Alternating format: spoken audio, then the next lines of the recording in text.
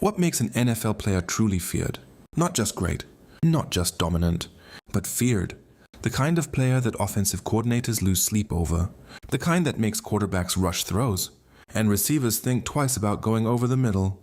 Today we're breaking down the 5 most feared players in NFL history, and exactly why opponents were terrified to line up across from them. Let's start the countdown.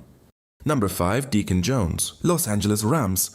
Before sacks were even recorded as an official stat, Deacon Jones was already dominating the league. He coined the term sack because he said hitting a quarterback was like sacking a city, and that's exactly what he did. From 1965 to 1968, Jones unofficially averaged nearly 20 sacks per season. In 1967 alone, he reportedly had 21.5 sacks. He was part of the legendary fearsome foursome defensive line and offensive tackles. Dreaded seeing him across the line. His most infamous weapon? The head slap. He would violently slap the offensive lineman's helmet to stun them, then blow right past for the quarterback. The move was so devastating it was eventually banned. Quarterbacks in the 60s didn't just get pressured, they got punished, and Deacon Jones made sure they felt it.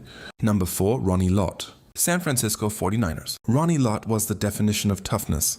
A 10-time Pro Bowler, 4-time Super Bowl champion, one of the most complete defensive backs ever. But what made him feared wasn't just his resume, it was how he played. He hit like a linebacker from the safety position, receivers going across the middle against Lott. They heard footsteps. And then there's the story that defines his legacy. In 1985, Lott crushed his finger during a game. Doctors told him he could either sit out and let it heal, or amputate the tip and return sooner. He chose amputation. That's not just toughness, that's commitment to intimidation.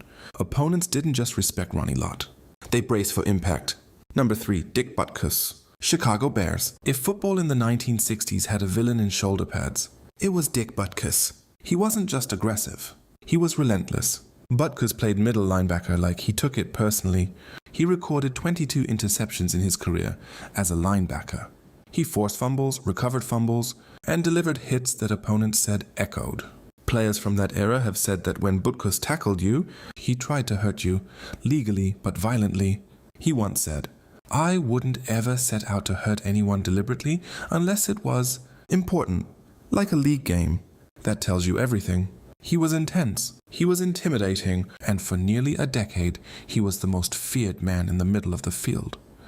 Number 2, Ray Lewis, Baltimore Ravens. Ray Lewis brought a different kind of fear, psychological warfare.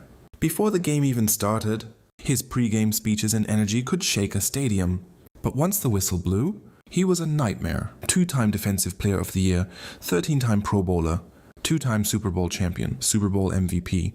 In 2000, he led one of the greatest defenses in NFL history. That Ravens defense allowed just 165 points all season. Running backs knew if they hit the hole. Ray Lewis was waiting. He studied film obsessively. He called out plays before they happened. And when he hit you, he drove through you. It wasn't just the physical dominance. It was the leadership, the intensity, the feeling that number 52 was everywhere. Number 1, Lawrence Taylor, New York Giants. Lawrence Taylor didn't just scare opponents. He changed the NFL. Before LT, linebackers didn't rush the passer like that. After LT, every team needed someone like him.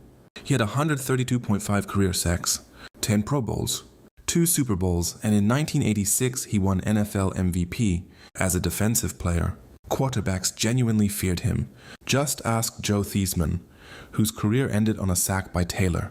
Offensive coordinators started using extra tight ends and running backs just to block him. The left tackle position became premium because teams needed someone, anyone, who could try to slow him down.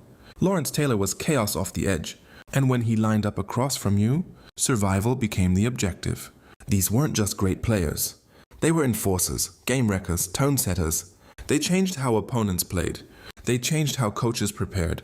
And in some cases, they changed the sport itself. So now I want to hear from you. Who's the most feared player you've ever watched? Did we miss someone like Brian Dawkins, James Harrison? Maybe even modern guys like Aaron Donald? Drop it in the comments. If you enjoyed this breakdown, hit that like button and subscribe for more NFL history and rankings. And I'll see you in the next one.